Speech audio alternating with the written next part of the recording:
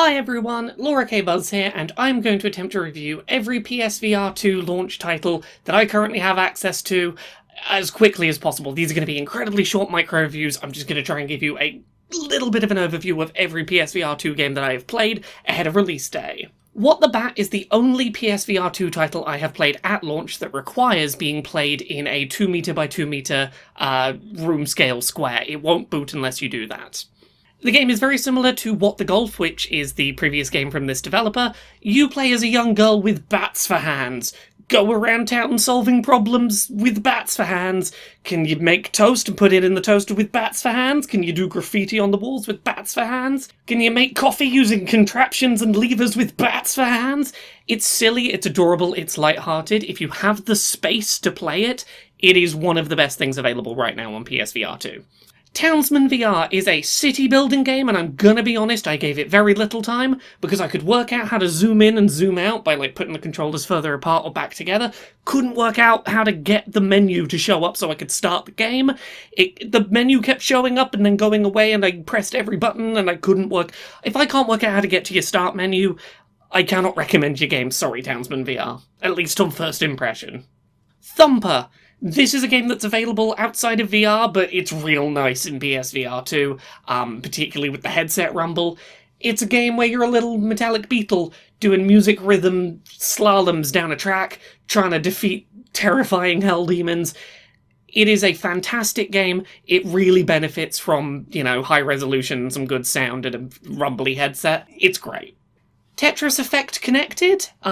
It's Tetris Effect. It's one of the nicest VR games that's ever been made. If you like Tetris and the idea of being surrounded by fancy swirling colours and awesome music, if you haven't played it, you owe it to yourself to play it.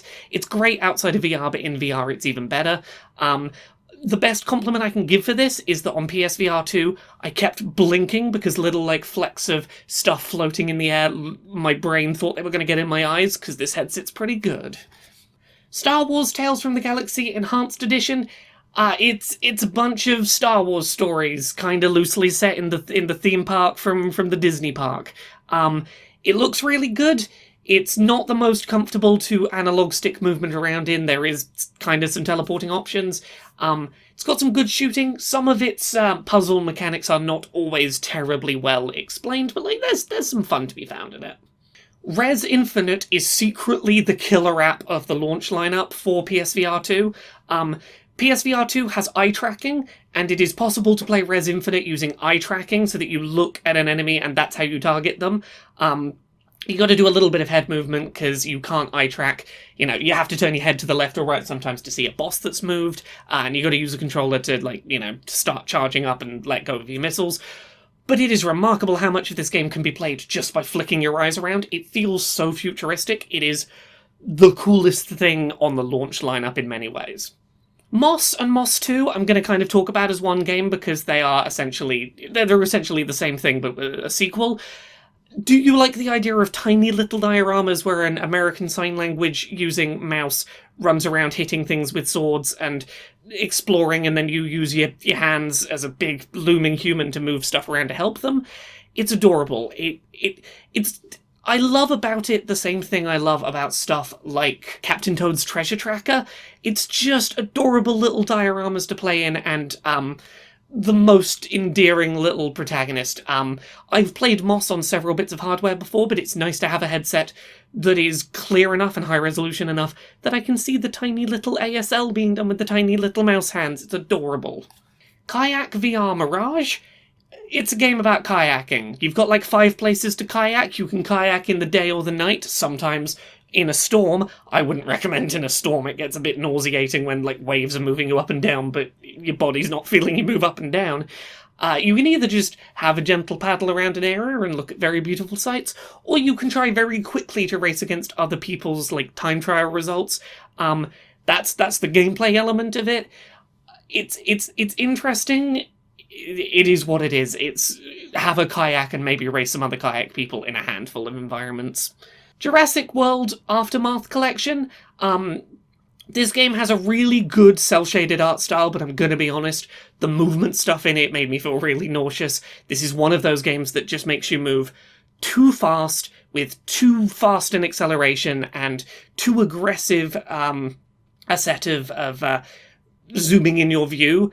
It tries to zoom in the view to make it less motion sickness inducing, but honestly, that just makes it worse. This is the one game I was like, nah, I just can't play more of this. Horizon Call of the Mountain. Beautiful, gorgeous video game. It is the most comfortable I've ever felt with analog stick movement in a VR game, as someone that's very prone to motion sickness. It is gorgeous. The combat is really fun. I really enjoy some of the little minigame stuff. The biggest problem I would say for this game is climbing is an interesting mechanic. The first, hour or two of it you've done. There is a lot of climbing, and it's not necessarily the game's most interesting part. I'd kind of rather this was a shorter game with less climbing and more combat. Like, I'm still glad I'm playing it, and it is a spectacle. It is one of the big showpieces of the tech, but yeah, there is a lot of climbing. Cities VR, it's basically just City Skylines, but it's in VR. I don't know what else to tell you about it. It's just City Skyline in VR. If you like City Skylines and you want to be floating in it, that's that. Other than that, there's other software that I'll be able to play soon, but I haven't been able to play at the time of this. Gran Turismo 7's VR mode isn't available to me yet, for example, but that's a whistle-stop tour of basically everything I've played on PSVR2. The only other thing to say is you can make a very big virtual screen and play non-VR games as if they're on a big screen. I can't show you footage of that, because that doesn't show up on the TV when you do that, but games that support 120 FPS play, you can totally play them at 120 FPS in your headset if you don't have a 120 FPS TV.